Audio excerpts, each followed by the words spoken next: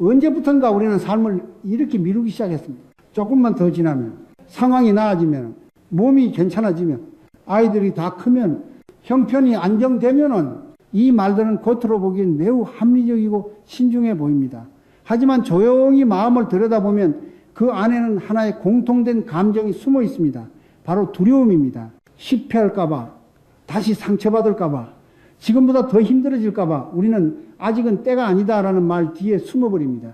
그리고 그렇게 미루는 사이 시간은 한 계절씩 조용히 우리 곁을 떠나갑니다.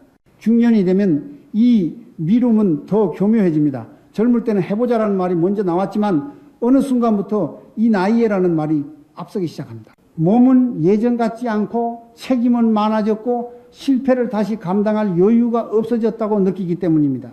그래서 우리는 스스로에게 이렇게 말합니다. 지금은 버티는 게 최선이야. 하지만 정말 그럴까요? 불교에서는 모든 것을 무상하다고 말합니다. 지금의 상태가 영원히 지속되지 않는다는 뜻입니다. 그런데 아이러니하게도 우리는 지금이 이러니까 당분간은 계속 이럴 것이라고 착각합니다. 경기가 좋아지면, 환경이 바뀌면, 누군가 도와주면 움직이겠다고 말하지만 무상한 세상에서 조건이 완벽해지는 순간은 거의 오지 않습니다. 조건을 기다리는 동안 삶은 이미 다음 장으로 넘어가 버립니다. 많은 사람들이 지금은 아무것도 할 수 없는 상황이라고 말합니다. 하지만 조금 더 깊이 들여다보면 정말 아무것도 할 수 없는 것이 아니라 아무것도 하고 싶지 않을 만큼 지쳐있는 경우가 많습니다. 반복된 실망, 비교, 기대의 좌절이 마음을 닫아버린 것입니다. 불교에서 말하는 고쿠는 단지 돈이 없어서, 일이 없어서 생기는 것이 아닙니다. 움직여도 소용없다고 믿게 된 마음에서 시작됩니다. 중년의 고통은 조용합니다. 겉으로는 버티고 있고 가정도 유지되고 있고 큰 사고 없이 하루가 흘러갑니다. 하지만 밤이 되면 마음 한켠에서 이런 소리가 들립니다. 이렇게 계속 살아도 되는 걸까? 이 질문을 애써 무시하며 우리는 다시 말합니다. 조금만 더 참자. 그러나 부처님은 참음에도 방향이 필요하다고 가르칩니다. 깨어있는 참음은 길을 만들지만 무기력한 참음은 삶을 소모시킵니다. 언제 되면 하겠다는 생각은 사실 현재를 부정하는 마음입니다. 지금의 나로는 부족하다는 판단, 지금의 상황은 가치 없다는 생각이 깔려 있습니다. 이 마음은 자존감을 갉아먹고 작은 시도조차 허락하지 않습니다. 그리고 결국 우리는 아무것도 하지 않은 채 하루를 마무리하며 또다시 자신을 탓합니다. 이것이 가장 조용하지만 깊은 고통입니다. 부처님은 집착을 괴로움의 뿌리라고 하셨습니다. 여기서 말하는 집착은 욕심만을 뜻하지 않습니다. 이래야만 한다, 이 정도는 되어야 시작할 수 있다는 생각 역시 집착입니다. 완벽한 조건에 대한 집착, 실패하지 않아야 한다는 집착, 체면을 잃으면 안 된다는 집착이 우리를 움직이지 못하게 묶어둡니다. 그래서 삶은 점점 좁아지고 선택지는 줄어듭니다. 하지만 기억해야 할 것이 있습니다. 인생은 언제나 큰 결단으로 바뀌지 않습니다. 대부분의 변화는 아주 사소한 한 걸음에서 시작됩니다. 오늘 10분 더 걷는 것, 미뤄둔 전화 한 통을 하는 것, 메모지에 한 줄을 적는 것, 이런 작은 움직임은 결과를 즉시 바꾸지를 못합니다. 그러나 마음의 방향을 바꿉니다. 나는 여전히 움직일 수 있다는 감각을 되살립니다. 중년 이후의 삶에서 가장 위험한 것은 실패가 아니라 정지입니다. 멈춘 삶은 서서히 마음을 굳게 만들고 세상을 원망하게 합니다. 반대로 아주 느리더라도 움직이는 삶은 여전히 가능성을 품고 있습니다. 불교에서 말하는 정지는 무리한 노력이 아닙니다.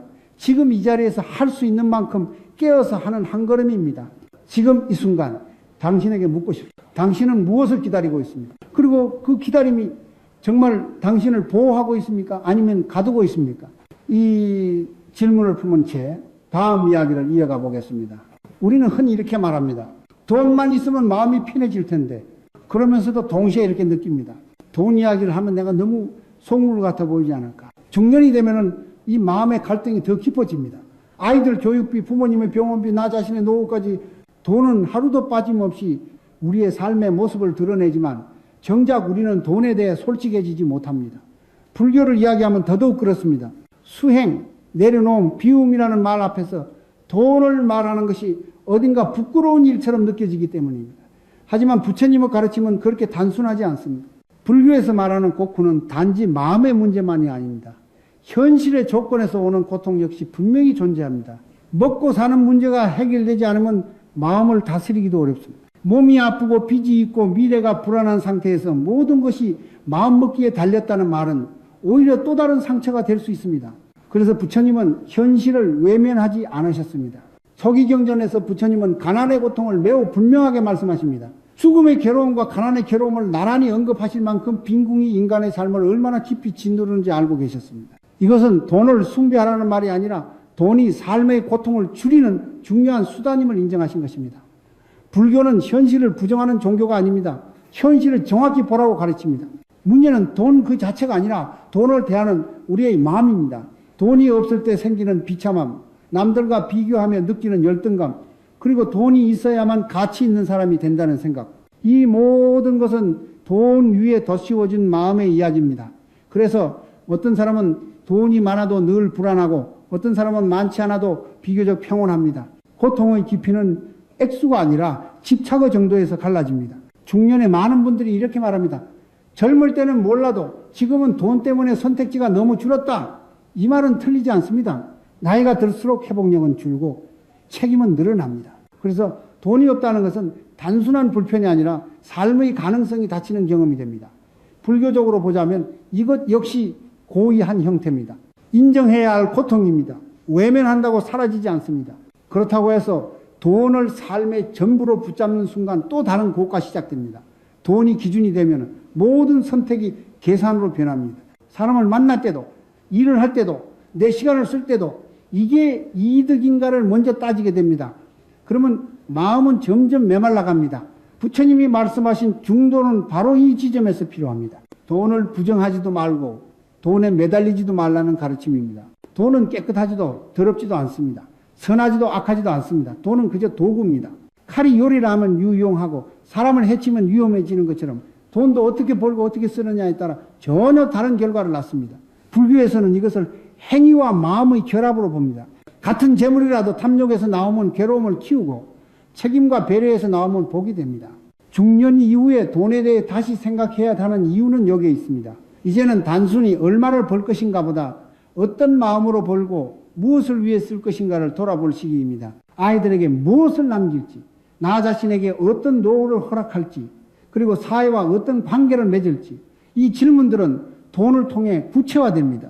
그래서 돈을 외면하는 것은 삶의 중요한 질문을 외면하는 것과 같습니다. 지금 당신이 느끼는 돈에 대한 부담, 부끄러움, 불안은 잘못이 아닙니다. 그것은 현실을 살아가는 중년의 자연스러운 감정입니다. 다만 그 감정 위에 자신을 깎아내리거나 스스로를 무가치하게 만들 필요는 없습니다. 돈 때문에 힘들다고 느낀다면 그것은 당신이 현실을 책임감 있게 바라보고 있다는 증거이기도 합니다. 다음 부분에서는 이 돈과 마음의 관계 속에서 왜 우리의 삶이 점점 불평과 비교로 기울어지는지, 그리고 그 마음이 어떻게 또 다른 부족함을 만들어내는지를 함께 살펴보겠습니다. 가끔 우리는 이런 말을 합니다. 내가 유난히 불평이 많은 것 같아. 그러면서도 마음속에서는 이렇게 느낍니다. 불평하지 않으면 버틸 수가 없어. 중년의 삶에서 불평은 단순한 투정이 아닙니다. 그것은 오랜 시간 쌓인 피로와 실망, 그리고 해결되지 않은 기대가 밖으로 새어나오는 방식입니다. 하루하루 성실히 살아왔고 나름 최선을 다해 버텼는데 돌아보면 크게 달라진 것이 없는 듯 보일 때 마음은 자연스럽게 비교와 원망으로 기울어집니다. 이때 불평은 마음을 잠시 쉬게 하는 통로처럼 느껴집니다. 하지만 오래 머물면 그 통로는 출구가 아니라 함정이 됩니다. 불교에서는 마음이 세상을 만든다고 말합니다. 이것은 현실을 부정하라는 뜻이 아닙니다. 같은 현실을 어떤 마음으로 보느냐에 따라 고통의 깊이가 달라진다는 뜻입니다. 불평과 비교가 반복되면 마음은 세상을 부족한 것들의 목록으로 인식하기 시작합니다. 이미 가진 것은 보이지 않고 없는 것만 눈에 들어옵니다. 이때부터 삶은 계속해서 결핍을 증명하는 과정이 됩니다. 특히 중년이 되면 비교의 대상이 구체적입니다. 친구의 집, 지인의 자녀, 동창의 직함, 화면 속 다른 사람의 노후, 우리는 의식하지 않아도 끊임없이 자신을 그들과 나란히 세웁니다. 그리고 조용히 점수를 매깁니다. 나는 이만큼밖에 안 됐구나. 이 생각은 마음을 움츠러들게 만들고 결국 아무것도 시작하지 않게 합니다. 왜냐하면 비교의 끝에는 늘 패배감이 남기 때문입니다. 불평의 또 다른 문제는 행동을 마비시킨다는 점입니다. 마음속으로는 계속 문제를 지적하지만 정작 몸은 움직이지 않습니다. 불교적으로 보면 이것은 사고의 집착입니다. 생각이 문제를 해결해 줄 것이라는 착각입니다. 하지만 생각만으로는 삶이 바뀌지 않습니다. 생각이 길어질수록 에너지는 소진됩니다. 그래서 불평이 많을수록 삶은 더 무거워집니다. 중년의 불평은 종종 이렇게 변장합니다. 현실을 직시하는 것뿐이야. 긍정만 강요하는 건 위험해. 물론 현실을 보는 것은 중요합니다. 그러나 현실을 본다는 것과 현실에 갇히는 것은 다릅니다. 현실을 본다는 것은 지금의 조건을 인정한 후 그 안에서 가능한 움직임을 찾는 것입니다. 반면 불평에 머무는 것은 조건을 이유로 스스로를 묶어두는 것입니다. 부처님은 집착이 고를 만든다고 하셨습니다. 불평 역시 집착의 한 형태입니다. 내 삶은 이래야 했어. 나는 이 정도는 돼야 했어라는 생각에 집착할수록 현재의 삶은 늘 실패처럼 느껴집니다.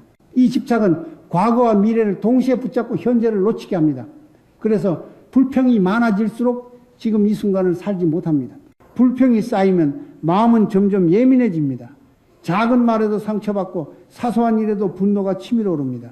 이것은 성격의 문제가 아니라 지친 마음의 신호입니다. 충분히 돌보지 못한 마음은 불평으로 자신을 보호하려 합니다. 그래서 불평을 무작정 없애려고 애쓸 필요는 없습니다. 먼저 그 불평 뒤에 숨은 피로와 슬픔을 알아차리는 것이 중요합니다. 여기서 한 가지 짚고 넘어가야 할 점이 있습니다. 불평을 알아차린다고 해서 바로 감사로 바꿀 필요는 없습니다. 억지 감사는 또 다른 압박이 됩니다. 대신 불교에서 말하는 정념, 즉 알아차림을 연습해 볼 수 있습니다. 불평이 올라올 때 이렇게 속으로 말해 보십시오. 아, 지금 마음이 많이 지쳐 있구나. 이 한 문장은 불평과 동일시되는 것을 막아줍니다. 불평과 비교는 삶을 더 나쁘게 만들기 위해 생긴 것이 아닙니다. 그것은 고통을 알리는 신호입니다. 다만 그 신호를 계속 따라가다 보면 우리는 그 고통을 해결하는 대신 반복하게 됩니다. 그래서 필요한 것은 불평을 없애는 기술이 아니라 불평에서 한 발 떨어져 보는 연습입니다.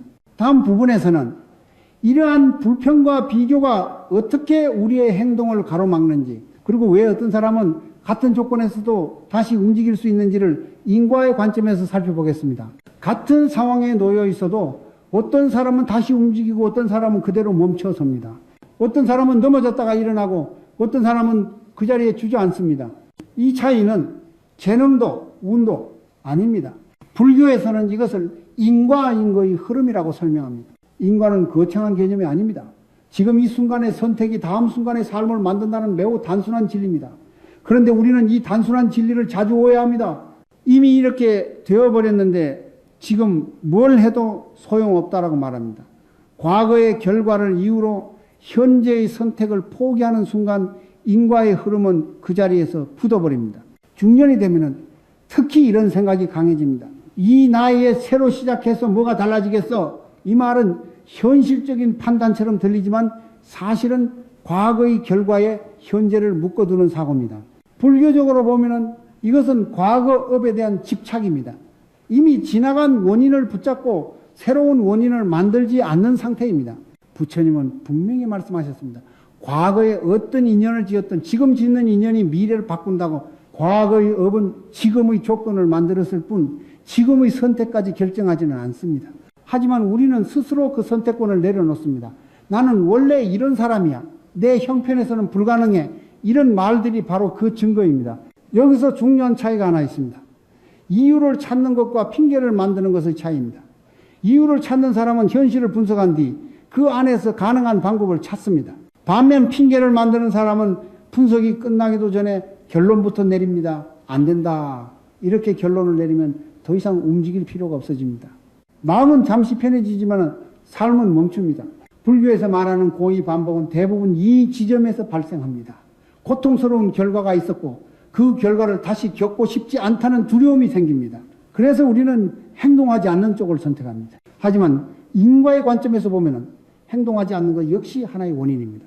그리고 그 원인은 늘 같은 결과를 낳습니다. 변화 없음, 답답함, 자기 비난. 중년의 많은 분들이 실수하면 안 된다고 생각합니다. 가족이 있고 책임이 있고 다시 회복할 시간이 부족하다고 느끼기 때문입니다. 그래서 작은 시도조차 큰 위험처럼 느껴집니다. 하지만 부처님의 가르침은 다릅니다. 실수 자체는 죄가 아닙니다. 깨닫지 못하고 반복하는 것이 문제입니다. 넘어지는 것은 자연스러운 일이지만 같은 자리에서 계속 넘어지는 것은 깨어있지 못한 상태입니다. 인과는 항상 작게 시작됩니다. 하루의 선택, 말 한마디, 행동 하나가 쌓여 방향을 만듭니다. 그런데 우리는 결과만 크게 보려 합니다. 이걸 해서 뭐가 달라지겠어? 라고 묻습니다. 하지만 인과는 이렇게 묻습니다. 이걸 하지 않으면 무엇도 달라지지 않는다. 이 차이를 이해하는 순간 삶에 아주 작은 틈이 생깁니다. 중년 이후의 삶에서 중요한 것은 큰 성공이 아닙니다. 다시 인과의 흐름 안으로 들어오는 것입니다. 멈춰있던 삶에 다시 원인을 심는 일입니다. 그것은 거창할 필요가 없습니다. 오늘 할 수 있는 만큼은 하면 됩니다. 단 중요한 조건이 하나 있습니다. 그 행동이 핑계를 줄이는 방향이어야 합니다. 예를 들어 나는 시간이 없어라는 말을 하루에 한 번만 덜 하는 것, 어차피 안 되라는 생각이 올라올 때 바로 결론을 내리지 않는 것, 이 작은 멈춤이 바로 새로운 원인이 됩니다. 불교에서는 이것을 정진이라고 부릅니다. 무리해서 애쓰는 것이 아니라 깨어서 반복하는 힘입니다. 핑계는 마음을 보호해 주는 것처럼 보이지만 결국 마음을 약하게 만듭니다. 반대로 작은 행동은 처음에는 귀찮고 부담스럽지만 시간이 지나면 마음에 힘을 줍니다. 나는 아직 선택할 수 있다는 감각이 돌아오기 때문입니다. 이 감각이 바로 중년 이후 삶에서 가장 중요한 자산입니다. 다음 부분에서는 이렇게 다시 움직이기 시작할 때 일을 어떻게 바라보아야 지치지 않는지, 그리고 단순한 생계가 어떻게 작은 의미와 소명으로 바뀔 수 있는지를 함께 이야기해 보겠습니다. 많은 중년의 사람들은 일을 이렇게 말합니다. 먹고 살려고 하는 거지 좋아서 하는 건 아니야. 이 말에는 체념과 피로가 함께 담겨 있습니다. 오랜 시간 책임을 지고 살아온 사람일수록 일은 점점 무거운 짐처럼 느껴집니다. 돈을 벌기 위해 해야 하는 것, 그 이상도 이하도 아닌 것으로 여겨집니다. 하지만 이렇게 일과 자신을 분리하기 시작하면 마음은 빠르게 소진됩니다. 불교에서 말하는 고는 단지 힘든 상황에서만 생기지 않습니다. 의미를 잃었을 때 고는 더 깊어집니다. 같은 일을 해도 왜 하는지 모를 때 사람은 쉽게 지칩니다. 반대로 아주 힘든 일이라도 그 안에서 의미를 느끼면 버틸 힘이 생깁니다. 이것이 바로 일이 직업에서 소명으로 바뀌는 지점입니다. 소명이라고 해서 거창할 필요는 없습니다. 세상을 바꾸는 일, 위대한 목표를 뜻하지 않습니다. 중년 이후의 소명은 훨씬 작고 현실적입니다. 내가 지금 하는 일이 누군가에게 도움이 되는지, 나 스스로에게 부끄럽지 않은지, 그리고 이 일을 통해 내 마음이 조금이라도 단단해지는지, 이 세 가지 질문이면 충분합니다. 많은 분들이 이렇게 묻습니다. 이미 선택지가 많지 않은데 무슨 소명이야? 맞습니다. 중년의 삶은 선택지가 줄어든 상태에서 시작됩니다. 그래서 더더욱 중요한 것이 태도입니다. 같은 일을 하더라도 어쩔 수 없이 하는 것과 지금의 최선으로 하는 것은 마음의 결과가 다릅니다. 불교에서는 이것을 의도의 차이라고 봅니다. 돈만을 기준으로 일을 바라보면 일은 끝없는 계산의 대상이 됩니다. 조금 더 벌면은 조금 덜 불안해질 것 같지만 기준이 계속 올라가기에 만족은 오래가지 않습니다. 반면 돈을 넘어선 작은 의미를 붙이면 일은 마음을 지탱하는 기둥이 됩니다. 이것은 돈을 포기하라는 말이 아닙니다. 돈은 필요합니다. 다만 돈만으로 일을 설명하지 말자는 것입니다. 중년 이후에도 꾸준히 일하는 사람들을 보면 공통점이 있습니다. 일이 아주 재밌어서가 아닙니다. 그들은 자신의 일이 아직 누군가에게 필요하다고 느낍니다. 이 감각이 사람을 살게 합니다. 불교적으로 보면 이것은 존재의 가치를 확인하는 과정입니다. 내가 여전히 세상과 연결되어 있다는 느낌, 이것이 마음의 노화를 늦춥니다. 일을 소명으로 바꾼다는 것은 스스로에게 질문을 던지는 것에서 시작됩니다. 이 일을 통해 나는 어떤 사람이 되고 싶은가? 성과가 아니라 방향을 묻는 질문입니다. 이 질문은 처음에는 막막하게 느껴질 수 있습니다. 하지만 반복해서 묻다 보면 아주 작은 답이 떠오릅니다. 성실한 사람, 약속을 지키는 사람, 사람을 함부로 대하지 않는 사람, 이것이 바로 중년의 소명입니다. 불교에서는 업을 바꾼다고 할 때 직업을 바꾸는 것을 말하지 않습니다. 같은 자리에서도 마음과 태도를 바꾸면 업의 방향이 달라진다고 봅니다. 오늘 일을 하며 불평을 줄이고 사람을 한 번 더 존중하고 대충 넘길 수 있는 일을 조금 더 정성 들이는 것. 이 작은 변화는 겉으로 드러나지 않지만 마음의 깊은 곳에 다른 씨앗을 심습니다. 중년의 일은 젊을 때처럼 확장되지 않을 수 있습니다. 대신 깊어질 수 있습니다. 속도는 느려져도 방향이 분명해집니다. 이것이 바로 중도입니다. 무리하지도 포기하지도 않는 길입니다. 이 길을 걷는 사람은 일의 모든 의미를 거르지 않지만 일에서 완전히 도망치지도 않습니다. 그래서 오래 갑니다. 만약 지금 당신이 일 때문에 지쳐 있다면 이렇게 한 번만 바꿔 말해 보십시오. 나는 이 일을 통해 오늘 하루를 책임지고 있다. 이 문장은 이를 미워하지도 비하하지도 않습니다. 다만 지금의 삶을 있는 그대로 인정하게 합니다. 인정 위에서만 변화가 시작됩니다. 다음 부분에서는 이렇게 의미를 붙여도 여전히 마음 한켠에 남아있는 나는 부족하다는 감각, 즉 우리가 스스로 보지 못하고 있는 내 안의 자원과 가능성에 대해 이야기해 보겠습니다. 많은 중년의 사람들은 마음속으로 이렇게 생각합니다. 나는 이미 다 써버린 사람 같다. 젊을 때 기회는 지나갔고 체력도 예전 같지 않고 세상은 점점 빠르게 변합니다. 그래서 자신 안에 남아있는 것이 별로 없다고 느낍니다. 하지만 이 생각이야말로 우리가 스스로를 가장 깊게 오해하는 지점입니다. 불교에서는 사람마다 태어날 때 이미 보배를 지니고 온다고 말합니다. 이 보배는 돈이나 지위가 아닙니다. 살아오며 쌓인 경험, 버티는 시간, 실패를 견뎌낸 힘, 사람을 이해하는 눈. 하지만 이 보배는 눈에 잘 띄지 않습니다. 특히 중년이 되면은 비교와 후회라는 먼지가 그 위를 두껍게 덮습니다. 그래서 우리는 그것이 있는 줄도 모른 채 살아갑니다. 내가 잘하는 게 뭐가 있겠어? 이 말은 겸손처럼 들리지만 사실은 오랜 자기 부정의 결과입니다. 불교적으로 보면은 이것은 무명에 가깝습니다. 자신이 무엇을 가지고 있는지 모르는 상태입니다. 무명은 무능과 다릅니다. 보지 못하는 것이지 없는 것이 아닙니다. 중년의 삶을 조금만 돌아보면 이미 수많은 능력을 사용해왔다는 사실을 알 수 있습니다. 가정을 지켜온 인내, 사람 사이의 갈등을 넘겨온 조율, 부족한 조건에서도 하루를 굴려온 실무 감각, 이런 것들은 이력서에 적히지 않지만 삶에서는 매우 강력한 자원입니다. 다만 우리는 이것을 당연한 것으로 치부해버립니다. 문제는 비교입니다. 남의 결과와 나의 과정을 비교하면 나는 늘 부족해 보입니다. 불교에서 말하는 집착은 꼭 욕심만을 의미하지 않습니다. 남의 삶의 속도에 나를 맞추려는 것도 집착입니다. 이 집착은 내 보배를 남의 기준으로 평가하게 만듭니다. 그러면 아무리 많은 것을 가지고 있어도 늘 부족하게 느껴집니다. 여기서 중요한 전환이 하나 있습니다. 나는 무엇을 더 가져야 할까? 라는 질문을 잠시 내려놓고 나는 무엇을 이미 지나왔을까? 라고 물어보는 것입니다. 이 질문은 과거를 미화하기 위한 것이 아닙니다. 지금의 나를 이해하기 위한 질문입니다. 이해는 자비의 시작입니다. 자신을 이해하지 못하면 자신에게 자비를 베풀 수 없습니다. 불교에서 말하는 자비는 남에게만 향하는 마음이 아닙니다. 자신에게도 적용돼야 합니다. 중년 이후의 삶에서 가장 필요한 자비는 여기까지 잘 왔다라고 말해주는 마음입니다. 이 한마디는 게으름을 부추기지 않습니다. 오히려 다시 움직일 수 있는 힘을 줍니다. 이 보배를 찾기 위해 거창한 수행이 필요한 것은 아닙니다. 조용히 앉아 종이에 이렇게 적어보십시오. 내가 힘들었지만 해낸 것 3가지. 큰 성취일 필요는 없습니다. 버텨낸 하루 끝까지 책임진 관계, 포기하지 않은 순간이면 충분합니다. 이것이 바로 자신의 보배를 확인하는 작은 수행입니다. 보배를 안다는 것은 당장 부자가 된다는 뜻이 아닙니다. 하지만 스스로를 완전히 비워진 사람으로 보지 않게 됩니다. 이 차이는 매우 큽니다. 자신을 빈 그릇으로 보는 사람은 쉽게 무너지고 아직 담긴 것이 있다고 느끼는 사람은 다시 채울 수 있다고 믿습니다. 다음 부분에서는 이렇게 보배를 지니고 있으면서도 왜 우리는 자꾸 불안과 반복되는 생각에 사로잡히는지, 그리고 그 마음을 어떻게 다룰 수 있는지를 살펴보겠습니다. 가만히 있어도 마음이 쉬지 않을 때가 있습니다. 몸은 의자에 앉아 있는데 생각은 이미 내일과 내년을 오가고 있습니다. 이대로 괜찮을까? 앞으로 더 나빠지면 어쩌지? 지금 선택이 틀리면 다시는 기회가 없을지도 몰라. 중년 이후에 찾아오는 불안은 소리가 없습니다. 겉으로는 차분해 보이지만 마음속에서는 같은 생각이 계속 반복됩니다. 이 반복되는 생각은 문제를 해결해 주지 않으면서도 에너지는 빠르게 소모시킵니다. 불교에서는 이것을 망상이라고 부릅니다. 망상은 나쁜 생각이 아니라 멈추지 않는 생각입니다.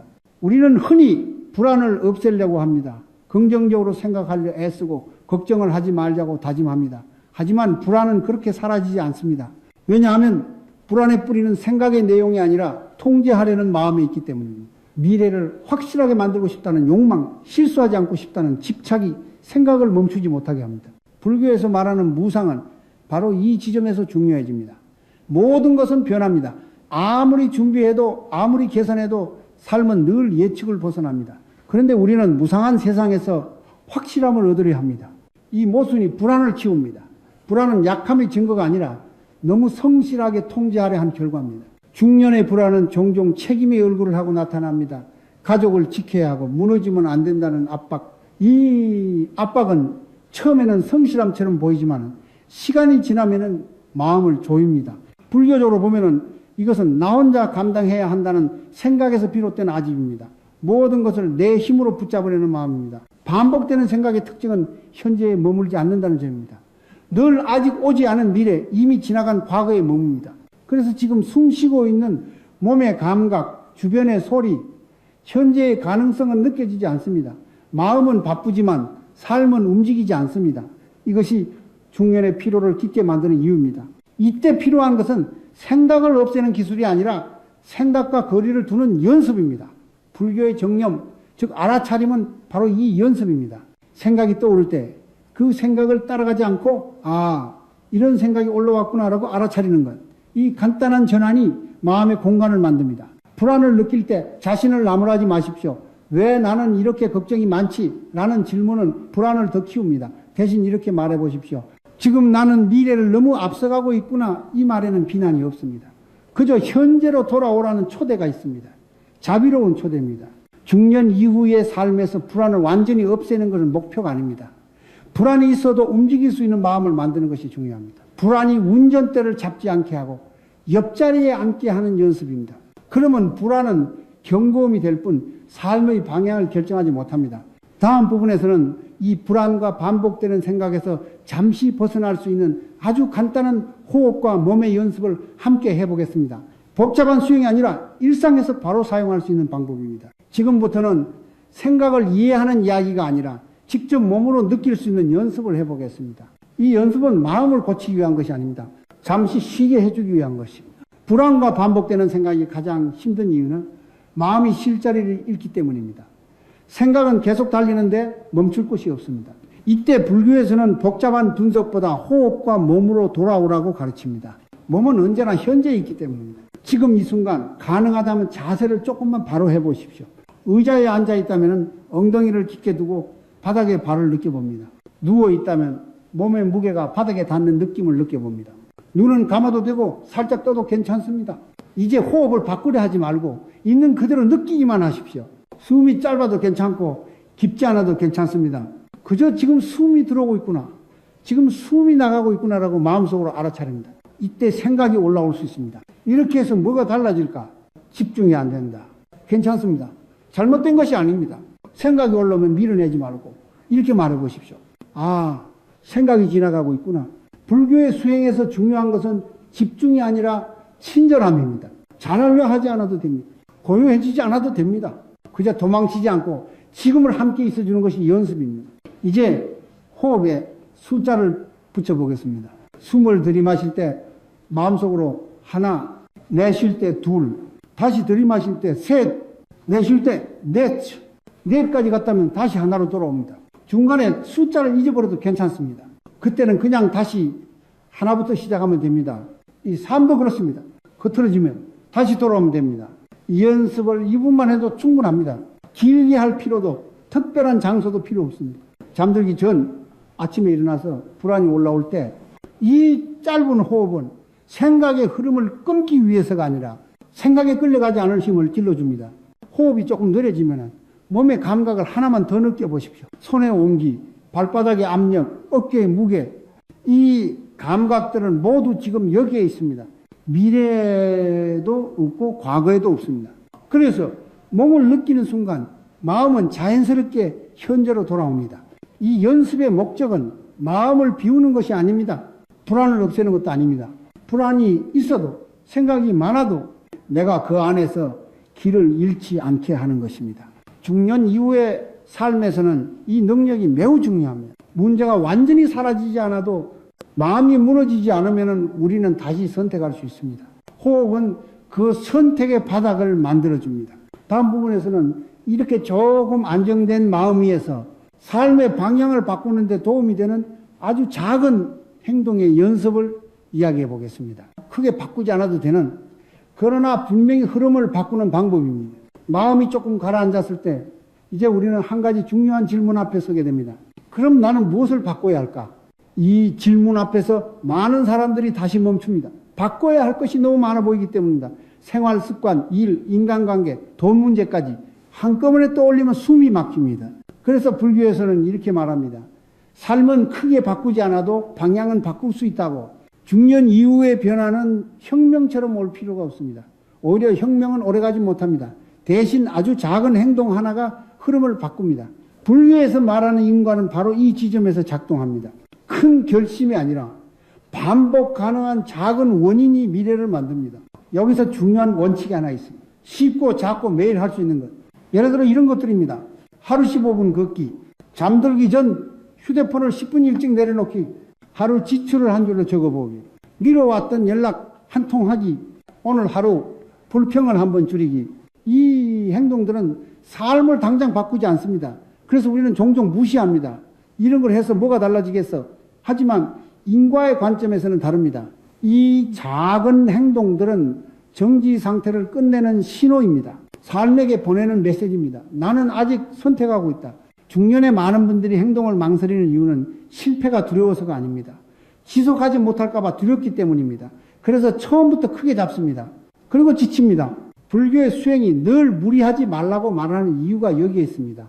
지속되지 않는 선한 의도는 금방 자책으로 바뀝니다. 작은 행동을 선택할 때 결과를 기대하지 마십시오. 대신 기준을 이렇게 바꿔보십시오.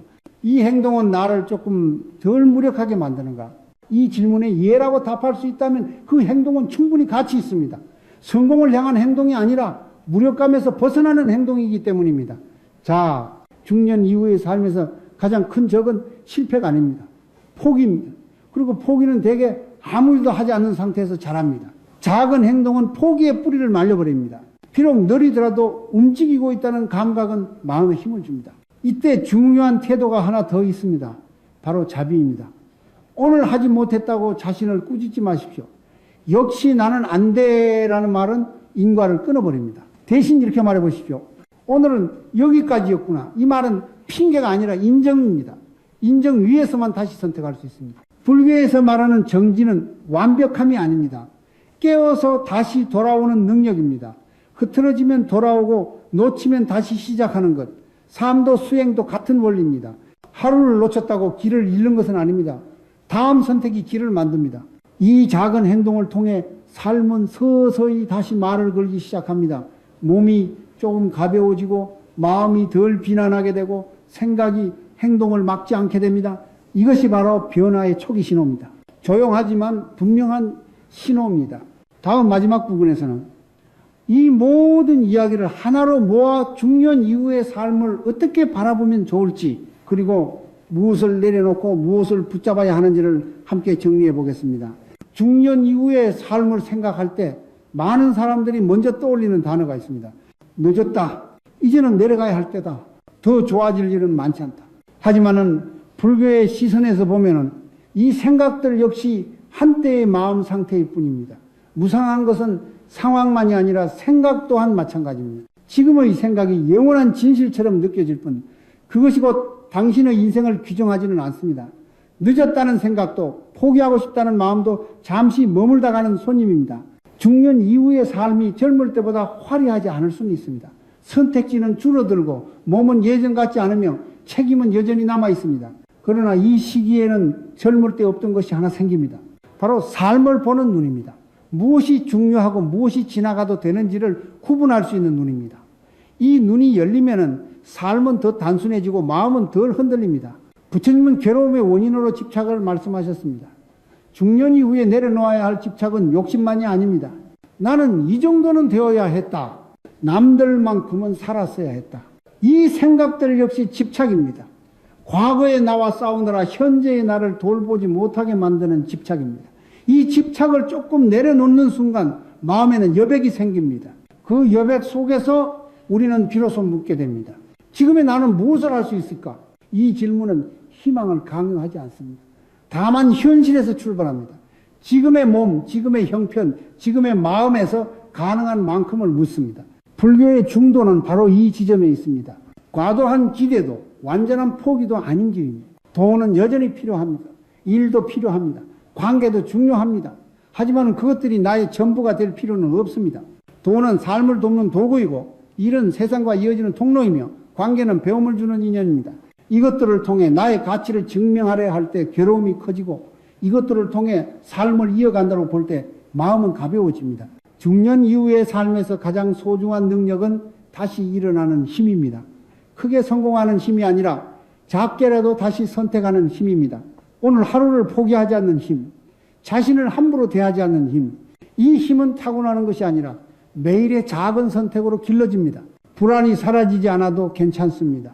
외로움이 완전히 없어지지 않아도 괜찮습니다. 중요한 것은 그 감정들에 끌려가지 않고 한 발 물러나 바라볼 수 있는 마음입니다. 이미 당신은 그 연습을 시작했습니다. 숨을 느꼈고 생각을 알아차렸고 작은 행동을 선택했습니다. 이것은 결코 작은 일이 아닙니다. 중년 이후의 삶은 내려가는 길이 아니라 깊어지는 길일 수 있습니다. 속도는 느려지지만 방향은 분명해질 수 있습니다. 비교는 줄고 자기 이해는 늘어납니다. 이 변화는 조용해서 잘 보이지 않지만 분명히 삶의 질을 바꿉니다. 마지막으로 이 말을 전하고 싶습니다. 당신의 인생은 아직 끝나지 않았습니다. 그리고 당신은 생각보다 많은 것을 이미 해냈습니다. 오늘도 완벽할 필요는 없습니다. 다만 스스로에게 한 가지는 약속해 보십시오. 완전히 포기하지 않겠다는 약속입니다. 그 약속 위에서 내일의 한 걸음은 충분히 시작될 수 있습니다. 이 길 위에 자비와 깨어있음이 함께하기를 바랍니다.